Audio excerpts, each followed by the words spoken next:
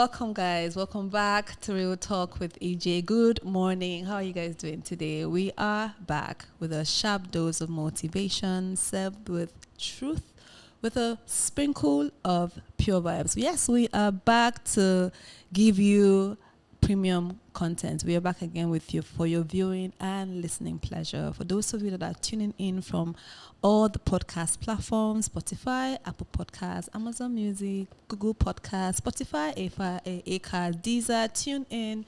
Thank you. It is always an honor to have you guys here. And my family on YouTube, hi. Thank you for always tuning in every week. Please don't forget to share, comment, subscribe, and hit that notification button. And most importantly, do not forget to follow and subscribe to Nectar Studios. Real Talk with EJ is powered and proudly powered by Nectar Studios. Guys, you know our drill, our tradition here. We usually start our show with our quotes for today. So our quotes for today goes a little something like this. The very common thing about all success stories since the Big Bang is your ability to bring orderliness to the vision. I will take that again. The most common thing about every success story since the Big Bang is your ability to bring orderliness to your vision, to the vision. And that quote is by Mr. UG Bamidele. And I completely agree. And it's funny enough, it kind of coincides with our topic for today. Because if you are chasing success, if you want to attain any kind of success, the one thing you need to do, or you have a vision that you need to fulfill, staying on it, that consistency, giving it structure, organizing yourself, that's the only way you can attain that success. If not, there will be the unfortunate thing of entropy that is going to come and disrupt that order. So you have to stay on that vision, give it order, and then you can attain your success. All right, guys. So before I'm going to go on a quick break, actually. So before we bring in our guest, today is a power-packed show today. So I want to get in as quick as possible because there's so much to unpack. So stick around. We'll be right back.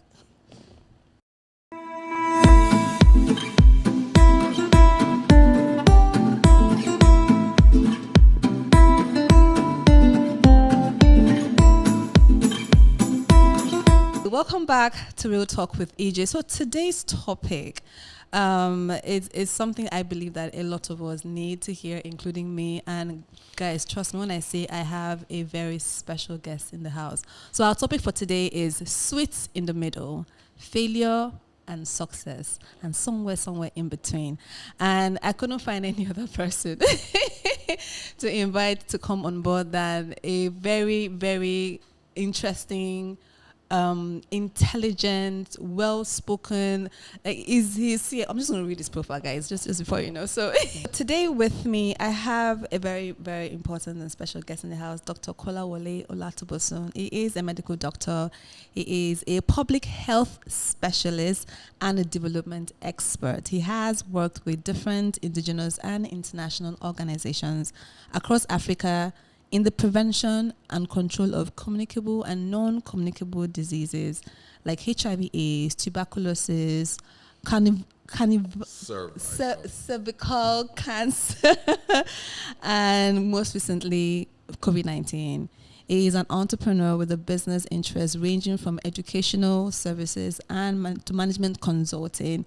He's an author of one of my very, very favorite books, The Gig Testimony, which is his latest book, but he has written 2 books already. He is married with 3 beautiful children. Ladies and gentlemen, please help me welcome my friend, my mentor, Dr. Kolawole Olatunbosun. It's nice to be here. Finally! Do you know how long we've been saying we're going to do this for such a long time? So I'm so happy that we finally gotten chance to do it. Yeah. Welcome to the show. Thank you. So before we go, I have a lot to pack today. So today's topic, we're going to be talking about I call it sweet in the middle, failure and success. But before I start, I must say that I am a huge fan of your book, The Gig Testament. I've read. Thank you. I met you, I think 2020. You came for a conference that I attended, and you spoke. And after you spoke, I was so I was blown away by every single thing. I've never seen someone walking around with so much wisdom, but not just any kind of wisdom. You have depth and well-researched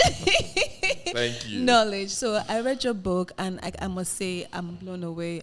Talk to me about that. The Geek Testament. What is that about? Okay, the Geek Testament is something that came out of a burden. I observe quite a lot. For those that know me, I could be quite vivacious, playful. But there's a flip side to me that is a bit introspective. Not even a bit, a lot. I do a lot of thinking. And I had an epiphany once. I came across a physics textbook of, and I hated physics while I was in school. And so I was looking at the book. I was like, this PNOKK, if you remember. And it was like I was reading something else. Yeah. I thought this was physics. Yeah. But I'm seeing philosophy. So I had to return the book to the owner. Yeah. And I went as a full-fledged medical doctor to buy secondary school physics textbook. Yeah. Because that was the book I saw. Yeah. And I started. So it was like layers beneath those principles. Yeah. And it was like I was seeing something else. Something new. So I became disturbed by what I was seeing, and I had to just write. Yeah. I had to just write and this is how the world is. Yeah. This is how the world works. And suddenly I started seeing lessons, philosophies, wisdom, as you say, in cold scientific facts. I mean, this is just pure, cold, boring science. Wow. But suddenly it came all alive, and I had to just write. And at some point I had written over 100 pages. Oh, this looks like a book, so let's get it published. So that's how the Geek Testament So came I'm about. gonna start the show with a quote from your book, and it says, "The enchantment of order in any form is working against the natural tendencies of the universe towards maximizing disorderliness." I think that's from your chapter 1 on entropy. Yeah. Can you talk to me about that? Okay. Yeah. So I mentioned earlier, I observe the world as it is, not as I would want it to be. Yeah. And the people that do that the best are the scientists. They observe. And there's no need reinventing the wheel. Go look at what the previous scientists have done. Yeah. As someone said, you stand on the shoulders of giants, so that you can see further. Yeah. So the laws of thermodynamics are there. They are not disputed. The first law is about the law of conservation of energy. That's talking about energy can neither be created nor destroyed, but changes from one form to the other. That's another. Let's just keep that one. Yeah. The second one is the second law of thermodynamics, which is basically the law of entropy, that states that in a closed system, the things in that system organize themselves in order to maximize, in quotes, disorder. So in the world, and I want to harken back to your quote, any form of creation, any form, whether you want to create a Microsoft or you want to create a bowl of afang soup, starts from chaos. You now bring order to that chaos. And eventually, believe me, that order that you have put together will eventually revert back to chaos. What do I mean? Let's start with afang soup. You want to make afang soup. I don't know how to make it, but I know there's a lot of vegetables and a lot of ingredients. You go to the market, they are in different places. You buy the pepper here, you buy the salt here, then you bring it. So you are it's bringing order. So when you see the raw materials of afang soup, you can't eat it. You now have to bring that creative. So at that point, it's chaotic. True. At that point, you have to bring order to it.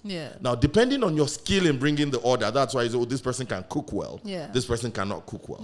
It's just your skill of bringing order to it. Now, even after you've brought order to it, if you eat it, if you eat that food, then it becomes broken down in your body, back to entropy. If you do not eat it, if you do not have a freezer, it will start decaying. Even if you have a freezer, you can't freeze it forever. Now, I've used that afang soup to let you understand how everything in the universe works.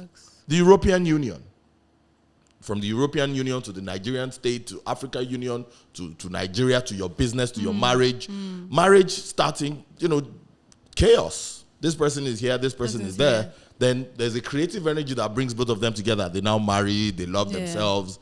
And from the day they start loving themselves, things are trying to push them apart. So the universe is, the default state of the universe Yeah. is chaos. Yeah. Even in the Bible, the world was without form. I mean, form and void. and Yeah. the world will always tend to go back to that chaos. So the ability to apply creative energies to chaotic situations will bring about success. Either from creating nation states like Nigeria or to peeling an orange. Yeah. That is what you need to do. So basically, when you see that, and you also see that even when you've created something good, everything wants to take it that back thing away, back to its original back state. to its original state. I've been trying to have 6-pack for, I tell people. And how is that going? It's not going well. It's not. You do sit up. You do. The day you finally manage to have an outline of 6-pack, you stop. Christmas will just come. You just eat, drink, fish, chicken, and the tummy comes. And it's easier to have chaos than order. So let me ask this: If failure is entropy, which is failure is default. So then, what is success? And if we want to go back to we were talking about God earlier, if God created us to be successful, then why is failure natural? If that's his intention for us was to succeed, then why is failure the basic line for everything? Okay. Now, there are some assumptions in that question I will have to question. Okay, so let's start with the first one. So if failure is natural, then what is success? Okay, so the first thing is it's in different layers. Success is as defined by the person involved. Because I don't want us to, and it's a very important starting point, because I don't want us to have rigmaroles trying to attain success and we never defined that success ab initio. Because someone says success is living in a skyscraper, I say no, success is living in Oruganam and drinking palm wine and sleeping in the evening. Now, please also, the definition of success has to be informed by knowledge. If that staying in the village is from a place of knowledge, not a place of ignorance, that, this is all that. No. Success has to be informed and it has to be determined for yourself. So if success, there are many definitions. Society defines success in a particular way. If we define success, then Jesus, in a particular way, then Jesus was a failure. I'm not sure he married, he didn't have children, he died at 33, he didn't grow old, he didn't have a house, he didn't have, So by that definition, Jesus was a failure. But based on what his role was, he was a runaway success. Same thing, Apostle Paul probably died in prison. I don't know how else you can fail more than dying in prison and be beheaded. But based on what their roles were and what they wanted to do, they were successful. So success is determined by your calling, so to speak. No. Success is determined by you. By what from a place of knowledge, determining what you want. And attaining that. So then why do some people succeed and some don't? Why do you think that disparity There are multi-layers to this thing.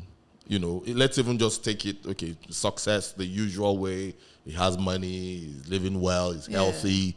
So we could define success, in terms of, I call it personal success, financial success, intrapersonal success. That means you are at peace with yourself. Just self, inside, That is a major success, called. That's a grand level success. Yes, right there. There's interpersonal success. That means you're at peace with other people. It's also a form of success. Okay? Then there's financial success. There's marital success. Based on what you want. That Reverend Father is successful maritally. He doesn't want to get married.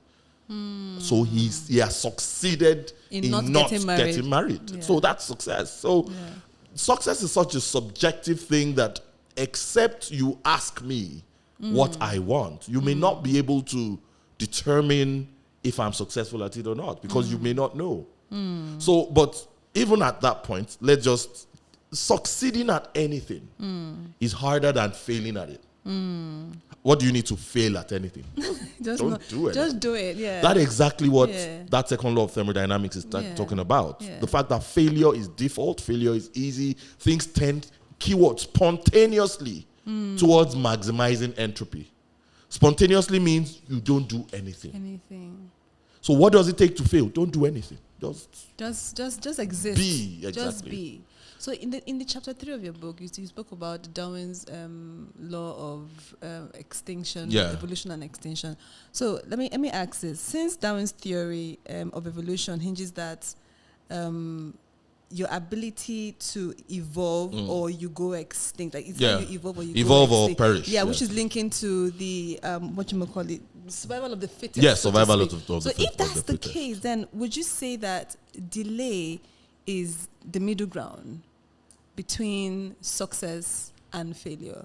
Because it's either you're succeeding at something or you are failing at something. So, but then what is that middle? Do you feel like delay is that middle ground? Yeah, I think that aspect, and I don't want us to miss this really critical aspect you're talking about. Yeah. Everyone is always focusing on the end point. Yeah. Oh, this person has succeeded. Yeah. But there's this interregnum between where you are and where you want to be. Yeah.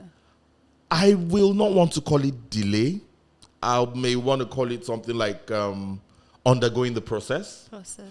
And because it's like you plant a palm tree and it takes 5 years to grow. The 5 years is not delay. The 5 years is how long it takes a palm tree to grow. And that palm tree may never grow.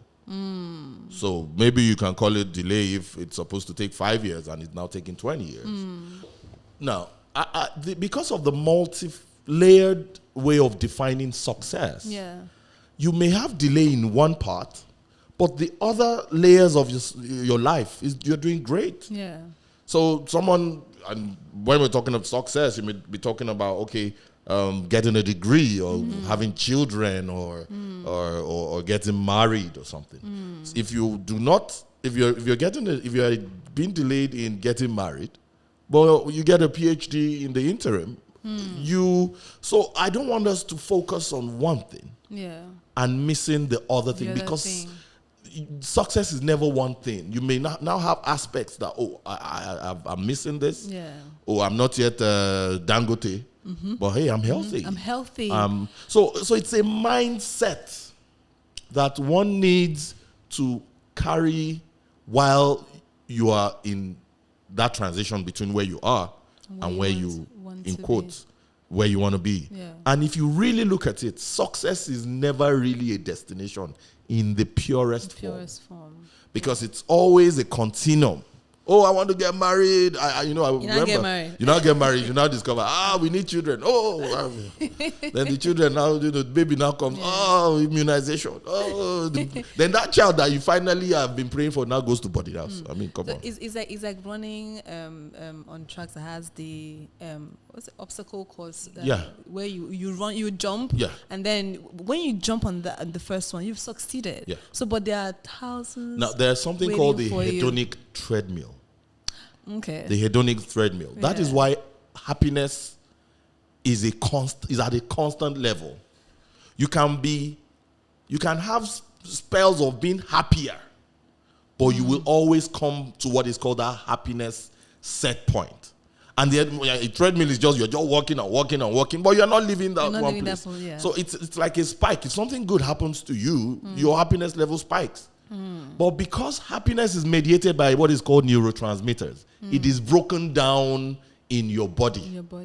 Why nature decides to do that so that you will not continually being happy, maybe it's a way to make sure that you keep pressing ahead. It's like someone that wins the World Cup and like, we won the World Cup. Then you will expect that kind of excitement the first day. Then you still see the person 6 months after. It's like, we won the World Cup. Everybody be like, no, something is wrong. We're all over it now. You should be over it. Now, being over it is why success can never be a destination, because by the following morning, the so-called morning after, effect, you are already over it. Oh, you want that degree? Oh, the day after your graduation, what happens? And what that happens is, if you stay on that, you live in past. Good. You will never attain another level of yourself, because as long as you're alive and you're growing, you're always supposed to be attaining a new level every single time. That is why happiness can never be a set point. Remember, time is moving. So whatever you do at a set point in time, time has moved. I get that before, no be proper. If you have it today, by tomorrow it's already history. It's already gone. The only way you can be permanently happy and permanently successful is if something happens and tomorrow doesn't come. Because if tomorrow comes, you're already yesterday's news. Yesterday's news. So there are so many people, even me, I'm also guilty of this, where we interpret process as failure. Simply because we have not gotten it and we are in our waiting season, we automatically look at ourselves as failure. So where depression sets in, anxiety sets in, how do we deal with that? How do we start to admit and accept, like, I'm not a failure, I'm going through the process. So how do we start to think and feel that way about ourselves? So first thing is, it's a state of mind. And usually all these things are mediated by what you know, your knowledge level. And not just knowledge about books, but self-awareness. Know thyself. The first person you should know is yourself. I am not lazy. I'm trying my best. I'm increasingly, improving my capacity, but I'm not yet there. And that's where majority of us are. There's stuff I want to do. I've tried, I'm pushing, but I'm not yet there. Now, what determines whether you are a failure is, and it's cliche, is if you stop trying. But there are times when you have to stop trying and reconsider and reevaluate what you're doing, whether it's working or it's not working.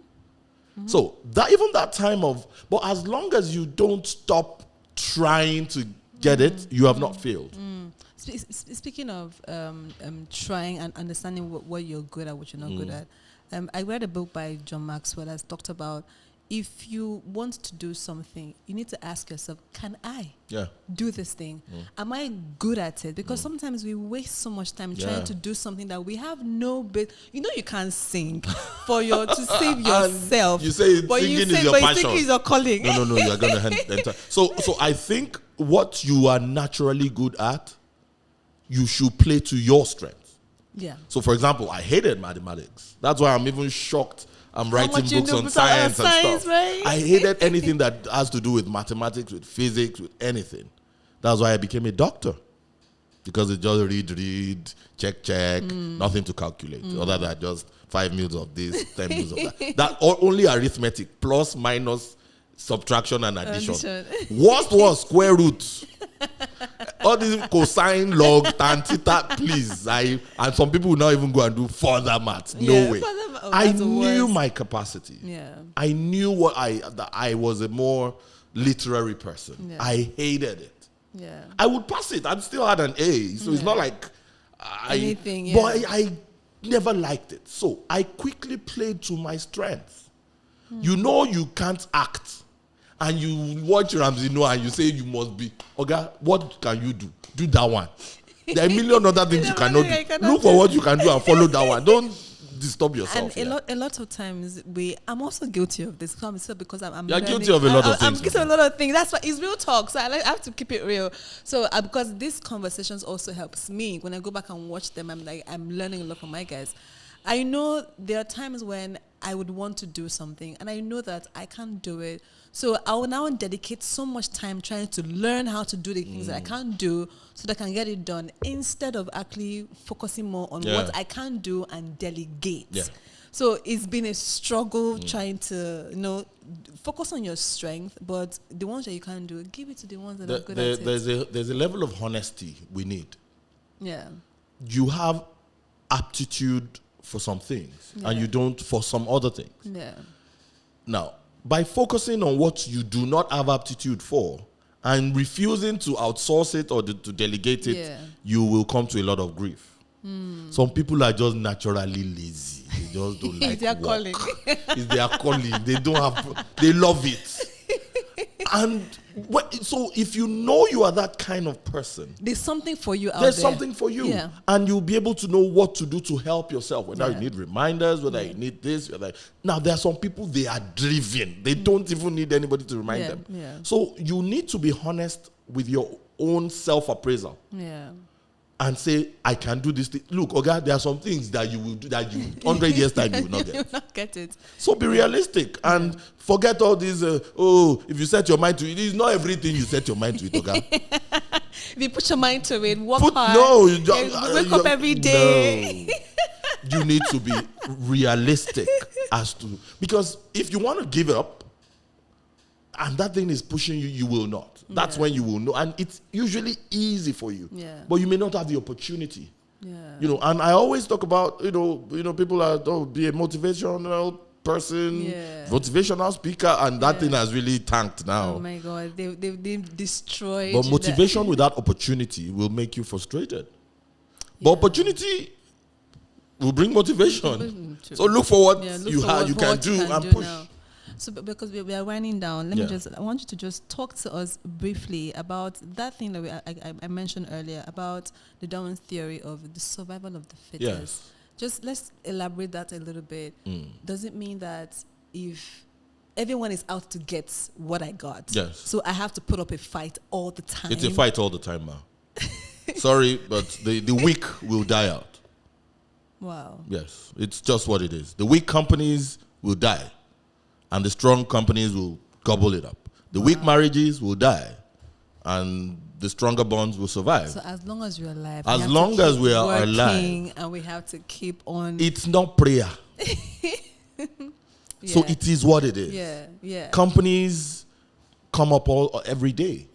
So remember I mentioned time passes. Yeah. But if you are stagnant and you are not evolving, before you know it, where POSs are everywhere, every corner. Banks are evolving. Yeah. Fintechs are evolving. Yeah. And because if you do not evolve based on the fact that people are naturally evolving, you will become extinct. And as we close, even the concept of marriage is evolving. Yes, I agree. Defines marriage is evolving. And if you stick with what is behind, you go extinct. That's how we used to do it. That's how we do it. That's how I've always done it. And that's the beginning of your extinction. That's the beginning of extinction. Oh my God, Doctor, thank you. So before you go, I want to ask the last question. If water, wind, and fire had a fight, who would win? Water. Why? I say wind. Right. I would say wind because wind directs everything else. Wind can direct. Who is the referee first? And how do we determine who won? Who won? Okay, who dies first? Die. Who all of them. At least fire will quickly die. Okay, then the wind. So between the wind and water, who do you think they can put up a stronger fight? Water cannot be compressed. So water is just there. It can become liquid, it can become ice, it can become... So water is more dynamic than wind. Wind is just wind. But wind, you can't see wind. Wind, you don't know the direction where it's coming, where it's going, but it moves things. And it can also, the waves... Water can become vapor. The waves of the ocean is moved by wind. So, what... But when the wind has blown it, the sea is still there now. Water, is the winner. Thank you so much, Dr. Kolawole. It was an absolute honor to have you. I can't wait to have you back. And like I said, your book I'm going to have you back because I know your book is power-packed and then there's so many things in your book that I really want us to, dissect and digest. Thank you for coming on the show. Ladies and gentlemen, as you can hear it, so the sweet in the middle is process. So between failure and success, that place in the middle is process. So walk through the process, allow the process to walk through you. It's only a short period of time. You will get to your destination of success if only you don't stop. As long as you keep going, success is inevitable. Guys, this is We Talk with AJ. I am your host, and I'll see you next time.